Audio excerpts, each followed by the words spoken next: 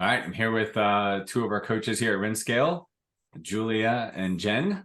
And you guys coach a lot of clients, talk a lot about market strategy and how they're going to go out there and build their business, create new customers. One of the things that has come up a lot is just really understanding who we're competing with. So I think that a lot of people might think that their competitor is whoever shows up in number one and number two on Google that's just above them.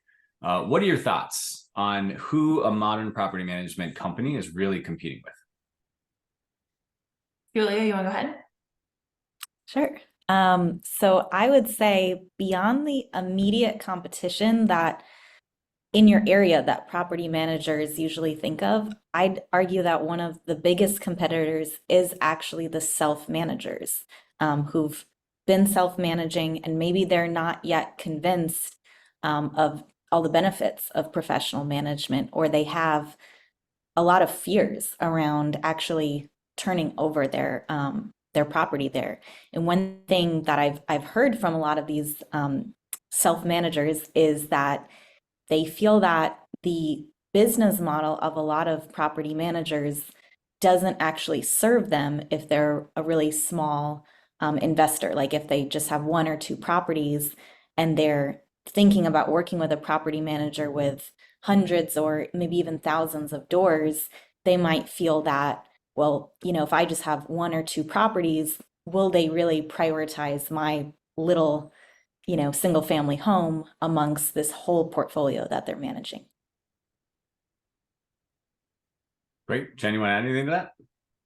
Well, I think, Julia, you make an excellent point that the self-managers in the US is somewhere between, say, half and three-quarter of all people self-manage. And I think that your reasoning there is spot on. They self-manage because they wonder if it's economical, if it makes sense. But I also feel like a lot of people go, hey, it's one property. I can handle leasing out one property. I can handle maintenance on one property. I have the time for that. So excellent point there. I think that it's absolutely probably your biggest competition rather than the person right below you on Google. But the second one I think is also a very relevant competitor that we kind of overlook is real estate agents.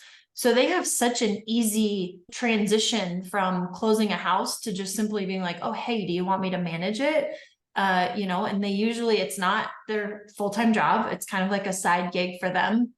And I'm seeing a lot more real estate agents get into that as the market is shifting and we're experiencing some change because they're not making as much as they were reselling homes. And so now they're shifting and trying to figure out how they recover some of that income. Well, it's to take on property management. And so although they don't have the systems and processes, they think they understand at a high level what has to get done, and it's an easy sale. And so it just transitions straight to them, and that nobody ever goes out and takes the time to look for a manager. Well, it's a great point, especially right now, as you're saying, as the market shifts and I've got a listing for sale and the client doesn't like the offers that are coming in. And I've got some cost. I've invested time with this owner. I have a good relationship. There's a property that I feel like I need to monetize. And hey, I took the real estate license and they mentioned something about property management and finding tenants around there. So I'm probably pretty good at this. So why don't I go ahead and just offer that I can place a tenant, right? And do that. So it's good to be aware of that natural progression, especially as the market is kind of like in this jarring stalemate of like nothing's being sold. So it's a great point. So Well, and for those owners, that's the easy button, right? They don't have to go out. They don't have to vet anybody. They already know this person. They're comfortable with this individual. They've been working with them, maybe even for months. And the realtor they're providing another solution. It's like, oh, well, if that doesn't work for you, I've got you here. And it's such an easy transition, I think, for everybody. And they feel like they're solving problems. Yeah, so let's put a pin in that because I want to talk about language that we would use to counter that. But as Julia said, so many people are managing it themselves. So what's interesting is when you think about it, if we're trying to market to the owner, but the owner themselves is our competition, we have to be aware of what's going through their mind. We can't just tell them they're wrong. I mean, one thing I've learned about marketing and sales is people don't love to be told that they're wrong. And then please sign here and give me your money. So what is it? Why are they thinking that they're better off self-managing? I think that there's quite a few reasons. The first and the most obvious is cost, right? I'm better self-managing because I just got into real estate investing. I have a unit or two, and why would I spend the money on a property manager? I'll just pocket that $2,000 to $3,000 a year myself.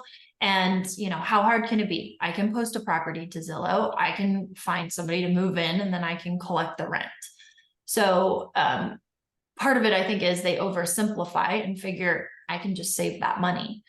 I think another big piece is they want the control. It's really hard to hand over an asset that size, whether your rental property is $1 million or it's $150,000, it's still a huge chunk of change. And so people just don't feel comfortable handing it over and allowing that control to go to somebody else. Julie, anything you would add to that? Yeah, I would just add that I think one of the benefits, I mean, there's so many benefits to professional management that I think a lot of self-managers might not see, or like Jen was saying, might oversimplify and think it's really a lot less work or a lot easier to manage the property than it really can be once they get into it. But then I think it's really up to you as a property manager to really lean on what your customer experience is. So in that sales process, when you're talking to a prospect, how is your communication? Are you following through? Are you going that extra mile to really show that owner, to build that trust with them and to show them why you're actually going to take care of them? Because for so many property managers, that it starts actually at the beginning of the sales process. You have to have that prospect build that trust with you at that point in the process. Once they get into an operation, the same you took with them in the sales process into your experience. Froze right at the end there, Julia. Can you hear us, Julia? Always some technology issues. Yep, always.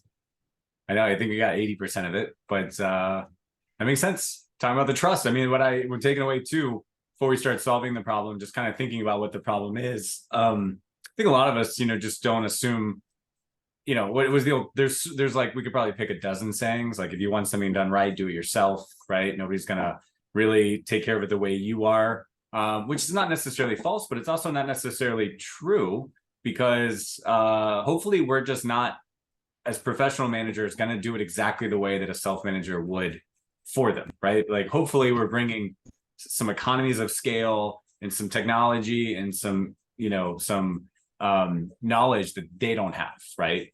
So, it's just, and again, we're going to talk about some solutions and that, but that's what I'm kind of taking away is I think that unfortunately these self-managers think all they're going to do is do what I do, and I can do what I do, so I should keep doing what I do. And by the way, I'll say, you guys mentioned people with 1 or 2 properties. Welcome back, Julia. People with 1 or 2 properties. I've seen it with some family and some friends that have 6, 12, 20 properties. It's not just with people that have a single property. Some people, really, it becomes their identity. They actually ask themselves, if I wasn't managing these properties, what would I do with my time? Like, I'm call it the Puritan work ethic, call it, not knowing, what else to do with your time, existential crisis when you're not busy. But I think a lot of people just assume, I just need to be spending all my time on this. And if we can actually start to inspire them that they could be using that time to work just as hard, but working on bigger, better things, like expanding their portfolio, making better offers, potentially, investing in bigger projects, building some things, then maybe that's a better use of their time.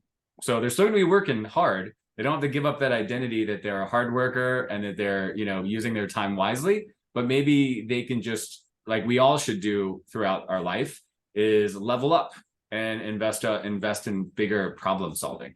So that's just something I'd add just from personal experience with people I've seen. So can you hear us okay, Julia, by the way? You're back. Yes. It just was freezing a little bit, but I hear you. Okay, great. Okay, so we kind of know who the competitors are, right? Was there anything you'd add to that before we start talking about how we can solve this problem?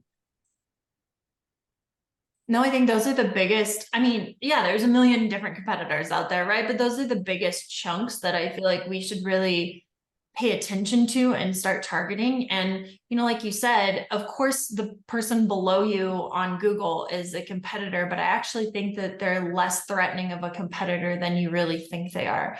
So I think that figuring out how to target leads and source people who are self-managing, and then people who might just use realtors because it's the easy button.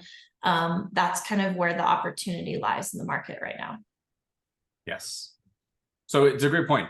One of the most powerful models I think we talk about all the time is creating change in anybody requires the 3 whys. So first it's why change, then it's why now, and then it's why us. And I think most of us get into business and think, I just got to win the why us argument.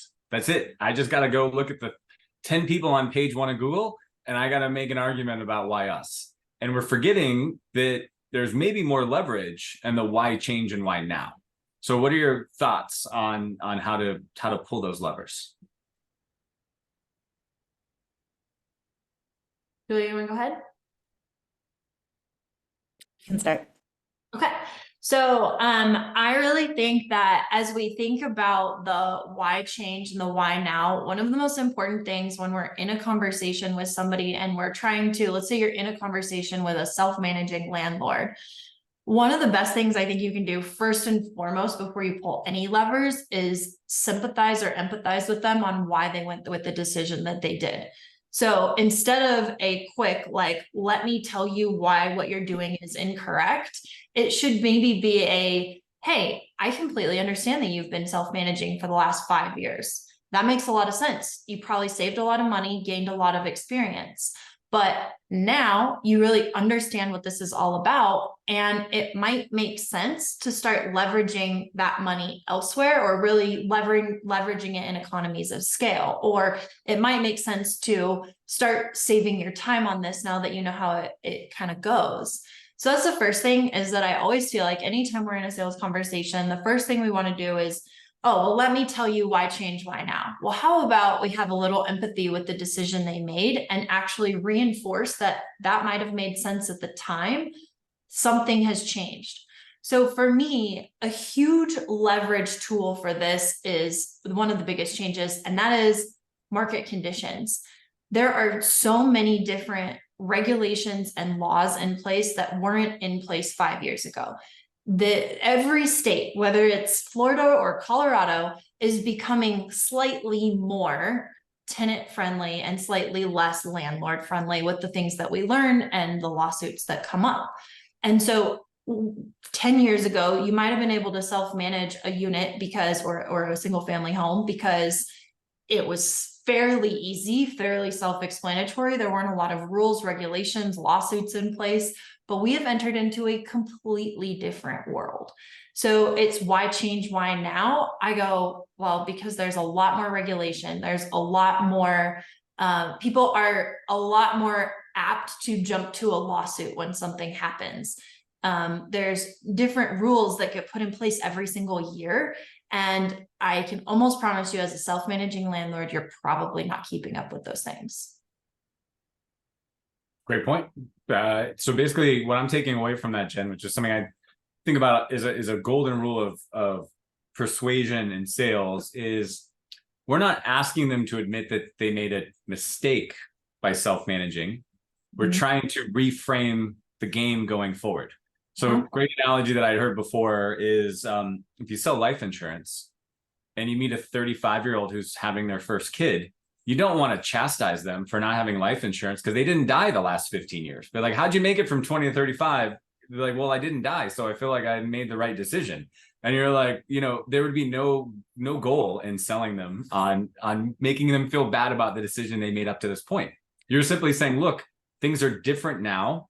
You're older, you have a family, people depend on you. I think another great parallel to this is you start a business and you refuse to outsource bookkeeping or payroll. And you're like, it's just me, I'm just basically getting by. And then one day you wake up and you got 9 employees, and maybe they're in multiple states, and there's new legislation coming out, and people are wondering, why their taxes aren't adding up at the end of the year, right? And so then, hey, what got you here is great, but it may not get you there. So I think these are great parallels for how we should be training these people. It's like you probably made the right decision up until this point, which A, builds rapport, B, aligns ourselves with them, and then, C, allows us to then say, but maybe things are going to be different going forward, right? And then people get to go home and talk to their spouse or their business partner, and they don't have to say, hey, look, I made a mistake. They're saying, hey, things are changing and I'm taking proactive action. It actually empowers them, leans into their identity versus just making them feel like they can't do it without you. So I think these are great points.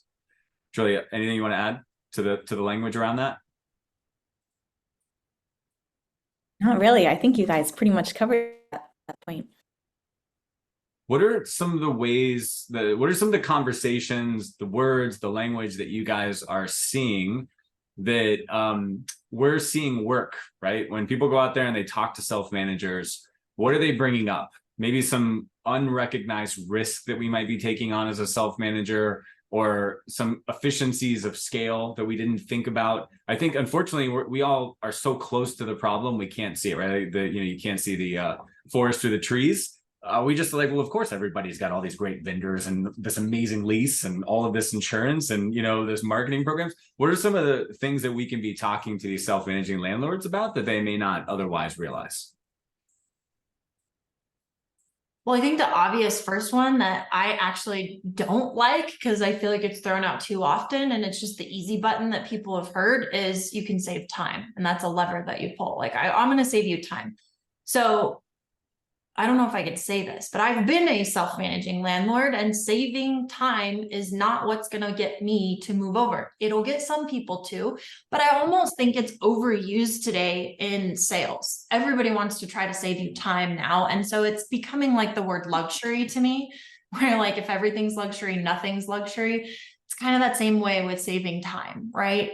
So that is an obvious one that we can use. Leverage your time, save it, use it somewhere else. Don't you want to spend time with your family? Don't you want to build your own business or a different business or whatever? So that's an obvious lever. I think that the regulations is another lever that's easy to pull and talk about. I think price is one that we don't use often enough. I'm calling as the landlord advocate for the area, and I noticed that your property, you're marketing it at less than what I think the market will actually get for a rental for this home. So let's talk about that, because maybe we can raise the value, the rental value of your home, what you rent it out for each month, and get management covered to take this off your plate. So if it didn't cost you any more money to have a professional manager handle this, would that be worth it to you? And maybe have that discussion. I feel like that's a lever that we don't always pull. It does take a little bit more work to pull that lever. So that's another one that I think you can look at. Great. Julian, anyone add?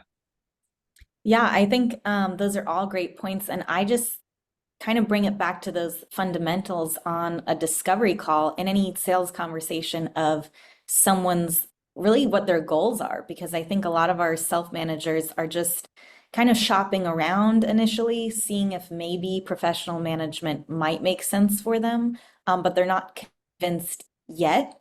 They're still in that kind of information gathering stage at the beginning. And so I think really putting the question back on them to say, why are we having this conversation today? What's making you consider making this change from self-managing that you've been doing to this point, but maybe isn't serving you anymore, to now considering professional management? And when we really personalize it to the particular goals of that client, then it becomes about more than just the logistics of the day-to-day management, but it's really helping them reach a bigger goal that they have with their investment. I like that you Is said that, like, the logistics to the day-to-day management is what people think of when they think of property management, right? I always say tenants, toilets, and termites, but it's actually a lot bigger than that. And yes, tenants are important because if you don't get the right ones in, you're at risk for eviction or non-payment and a lot of problems. So that's a lever if that's a pain point. And toilets, the maintenance, yeah, like that could take up a lot of time, especially if you don't live close to your rental property. That can become a huge headache for you. You know, and so I see those things being important, but there's so much more that the industry and really property management as a whole is evolving and growing. And now property managers are being used to identify great spots to invest in, to build a portfolio. They're being used almost as financial advisors, telling you what next steps should be or can be. And I think that we really just need to help as an industry. We just need to help self-managing landlords make that shift in their head from tenants, toilets, and termites to a financial advisor that's helping you build a bigger future. And even if your bigger future is 2 rental properties, it doesn't have to be 10, but let's make sure that we're advising financially. If you have a 3% interest rate, what can you do to hold on to that property? Let me advise you that you should keep a hold of that, right? So I think that's another lever that we should be paying attention to and helping reframe people's minds around. Excellent. I totally agree with what you're saying. Again, I think it goes back to that whole time argument. Like you were saying, it's like people don't feel like they have a problem with time. You can come up with all the glorious, most beautiful marketing language possible about how you're going to save them time. If it's not a problem, it's not a problem, right? Like you're not going to sell ice to Eskimos, you know? It's like, hey, I'm pretty good on the ice situation over here. Like time's not an issue.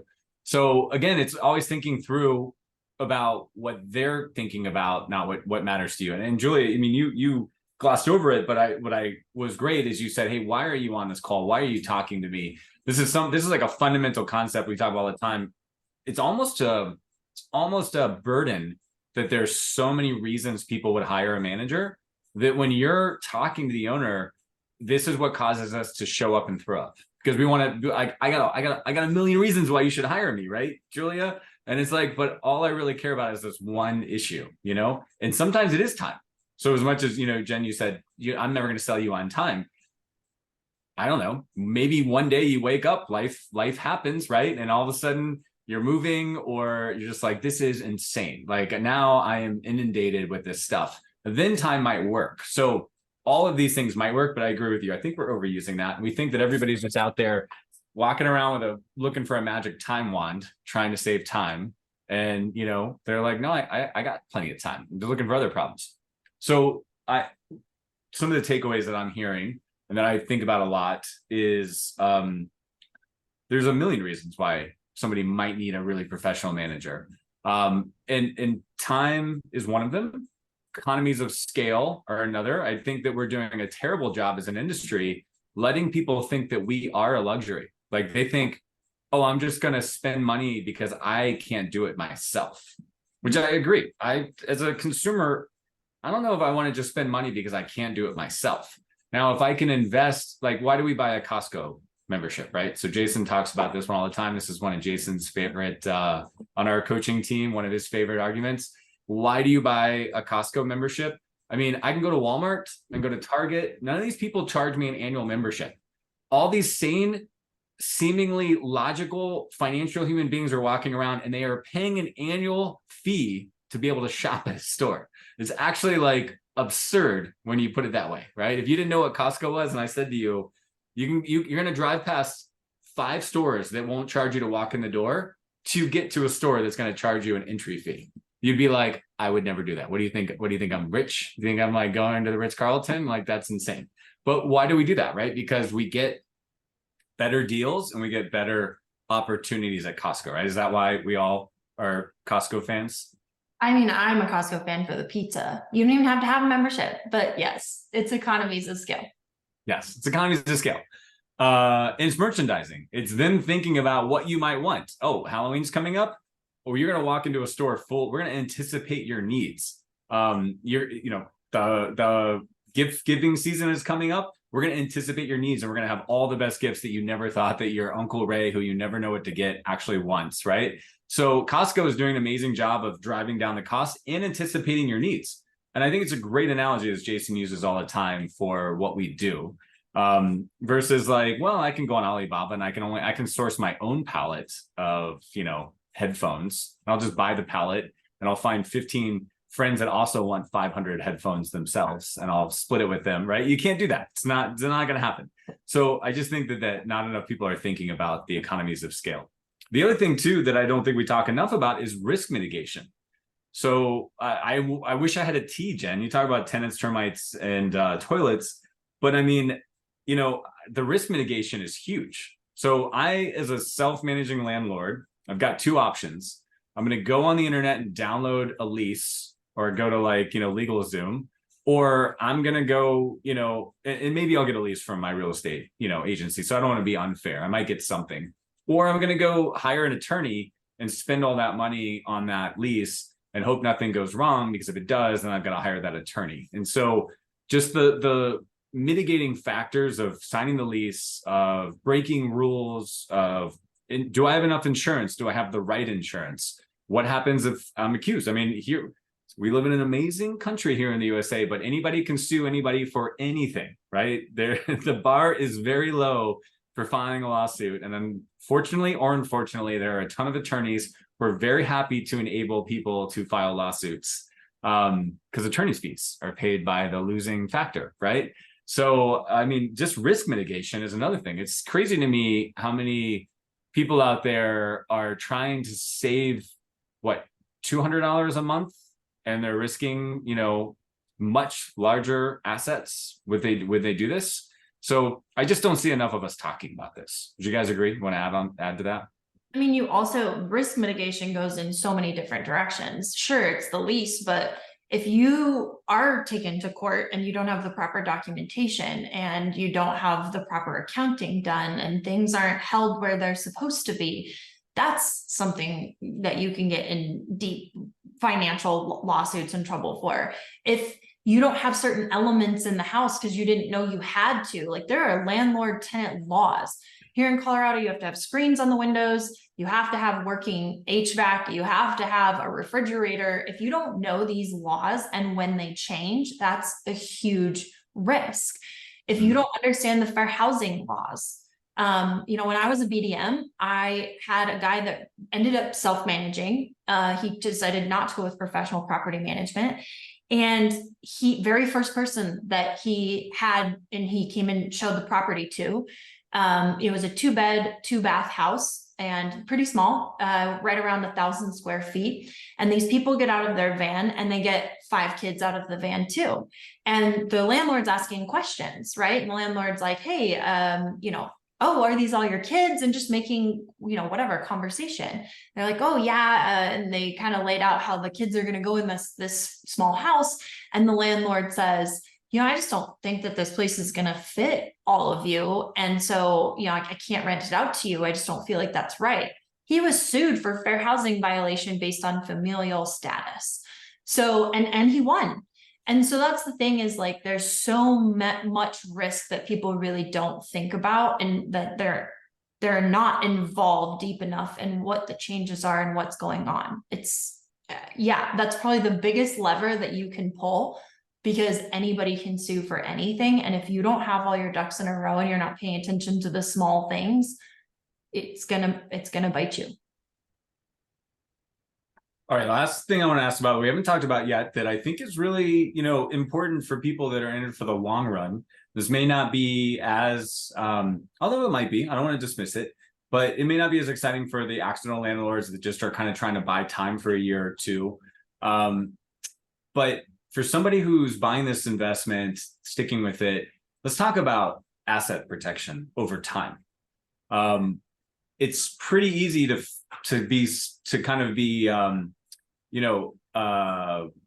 go into a law and assume that, hey, I've got these great tenants, they pay their rent on time every single month, nobody ever complains about them, surely they're taking great care of my property, I don't need to see the property. They want to renew their lease again, fantastic. 4 or 5 years go by, we never know that they had 17 cats and never changed the air filters. And there was clear signs of termites everywhere. There was a huge leak in the basement, but I didn't want to tell the landlord because it sounded like that was going to be too much trouble. And so we feel like we've got these great tenants.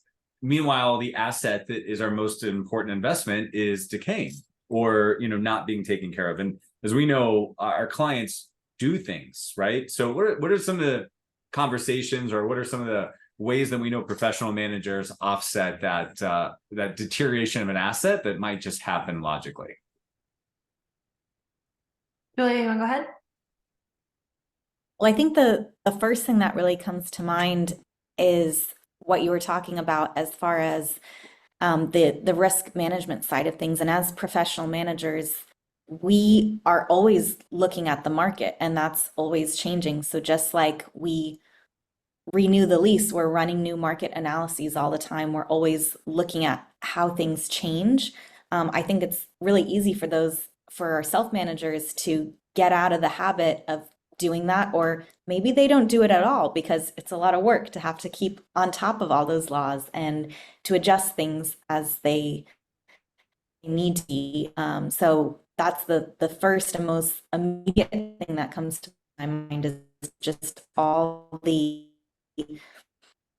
work that as professionals, that you do to stay on top of what's changing and where that proactive setting your clients up for success with all of those changes. Joey, you got some internet connection again. I'm just going to warn you, kind of in and out. So Jen, what are your thoughts?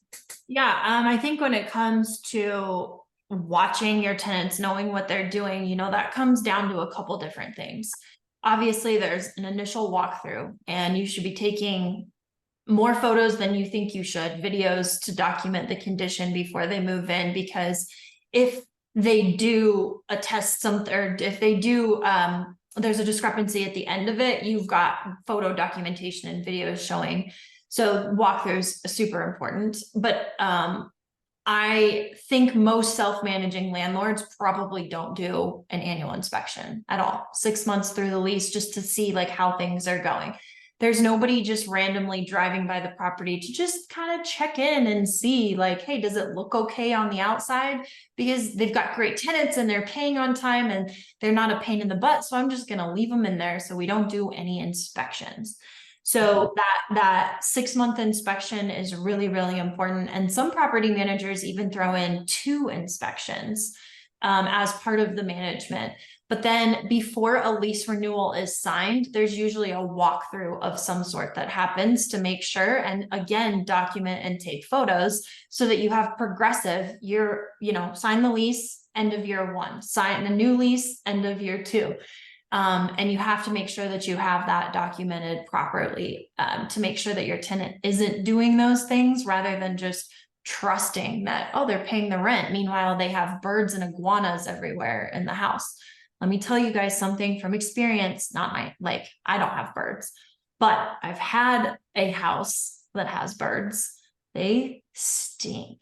So there's a lot of different things that you just don't see coming up. It's hard to read the label from inside the jar. So if you're a self-managing landlord, you can't anticipate all this stuff, but a professional property manager has seen it all. It's not a surprise anymore to them, and they know how to handle these things.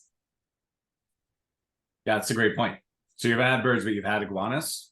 I've not had iguanas either. There's, the boys would love to have some sort of hamster or whatever. I'm just going to stick with dogs. Fair enough. It's a great point. And on that note too, it's not just inspection, but it's who's maintaining your property. Something that I've noticed too. So I've got a friend who has a number of his own rental properties, and he told me he's got to deal with his tenants. If anything costs less than $500, it's on you. You take care of it. If anything's more than $500, I'll take care of it. So who knows who he's bringing in? Like how many things are getting fixed are maintained in the property, right? That you have no idea who's doing the work. Oh, know? those tenants are YouTubing that. You know who's fixing that? YouTube is fixing that. And Yes. Ryobi. Yes. Or their friend Ralph, who's just going to come in and do it. You know, hey, yeah, just go put some duct tape on this. It'll be good. We That should water be coming out just needs a Yeah. little duct tape put over it. It's fine. Yes. That AC unit will work for at least another 2 weeks. No problem. Call me back if it breaks again. So these are great points, right? So the asset protection, I think, is another thing that we undersell as professional managers. You know, especially if that owner has the idea to own that property for decades, right? This can really add up. This is where you're really stepping over dollars to pick up pennies. If you're just like, yeah, I don't want to do the maintenance right now. Let's just keep it as cheap as possible. It's pay me now or pay me later, right? So you'll eventually have to pay that bill. So those are my thoughts on that. Any other, you know, kind of, you know, why change, why now versus why us that we should really be encouraging people to think about as they're talking to prospects?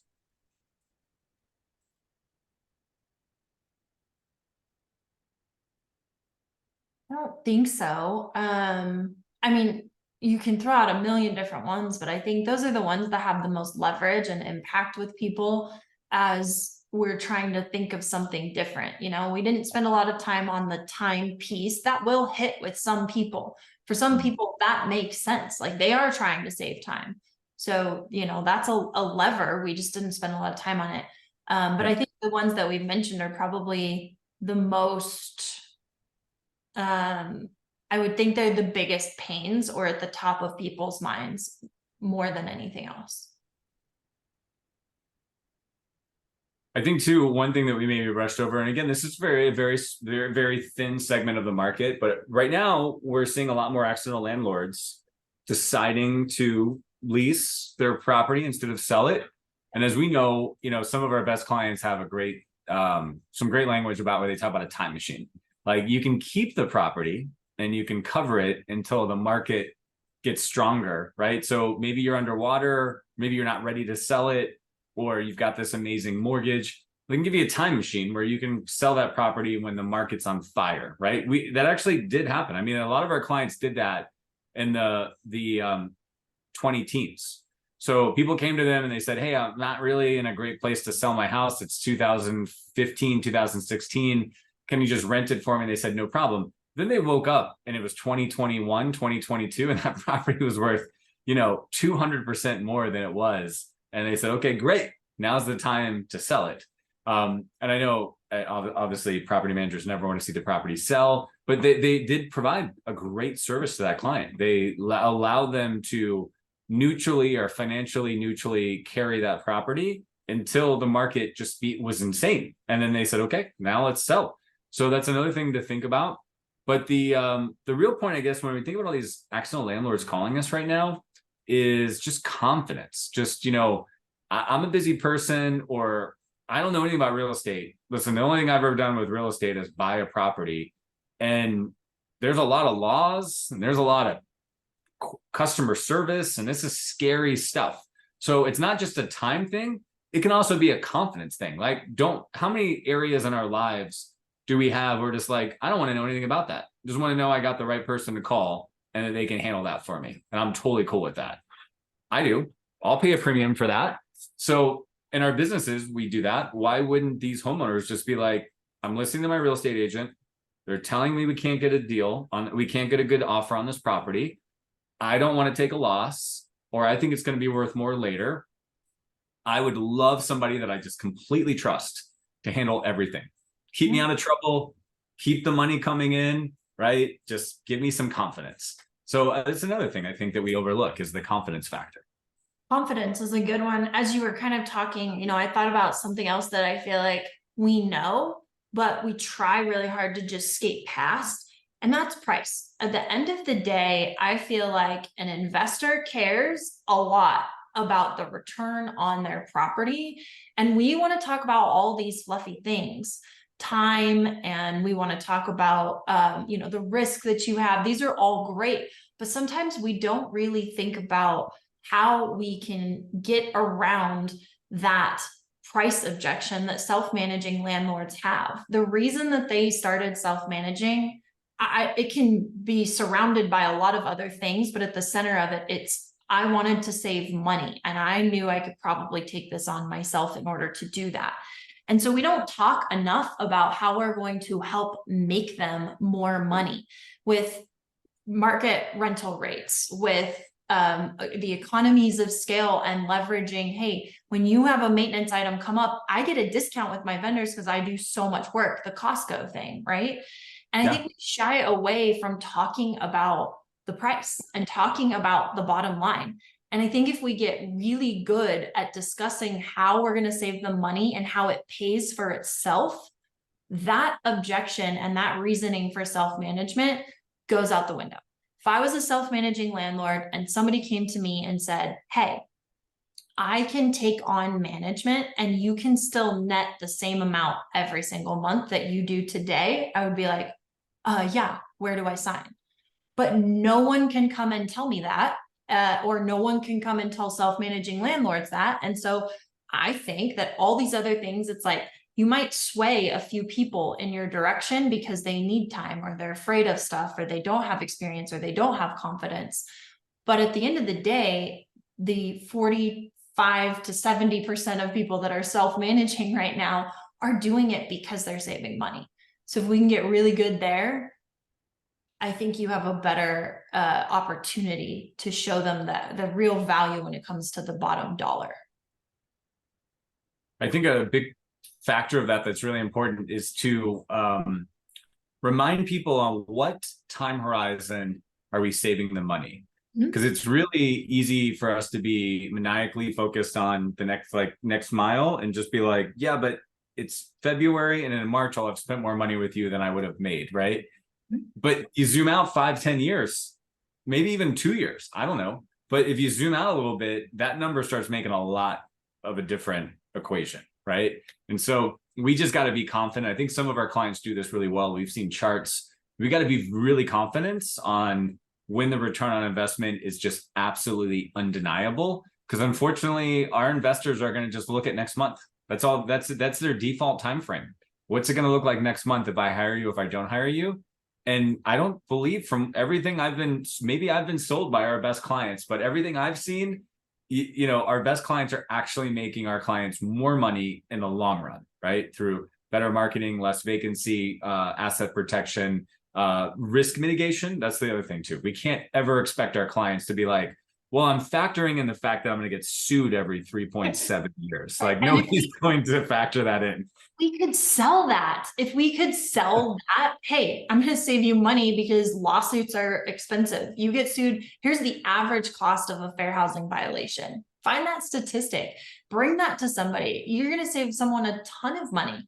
So that's what I think we have to target more, is put numbers behind that and speak to those things. And that's going to speak to your self-managing landlord who is doing it because they want to save money. I think that's smart. Yeah, I think that is a good takeaway. If we zoom out and say, hey, how long do you think you're going to own this property? And if they say to us, well, I'm probably just going to rent it out for 1 year. And you look at your business model as a property manager and you can't really justify why it makes sense for them, you got to own that, right? But if you also know they're probably going to make 10 mistakes, they might get a fair house violation, they might have their house destroyed, you also need to speak up around that. But when you zoom out and say, hey, look, if you keep your property with us for, on average, 39 months, or, get really specific, right? We know that you're going to make more money working with us than on your own. I think that's what people love, that kind of stuff. Yeah. Any parting thoughts before we wrap up?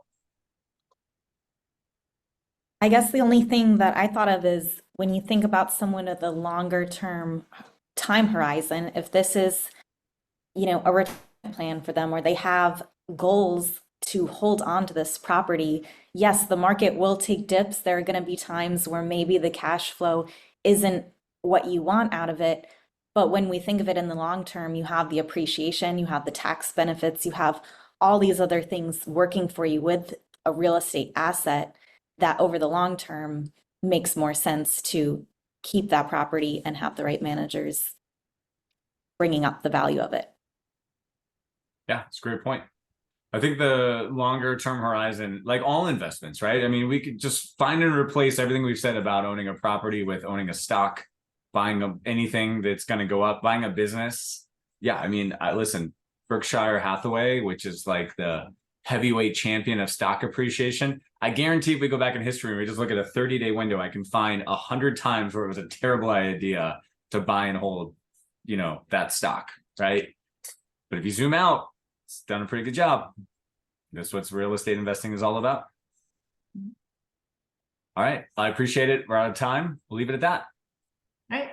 Thanks, guys. Thanks. See you later.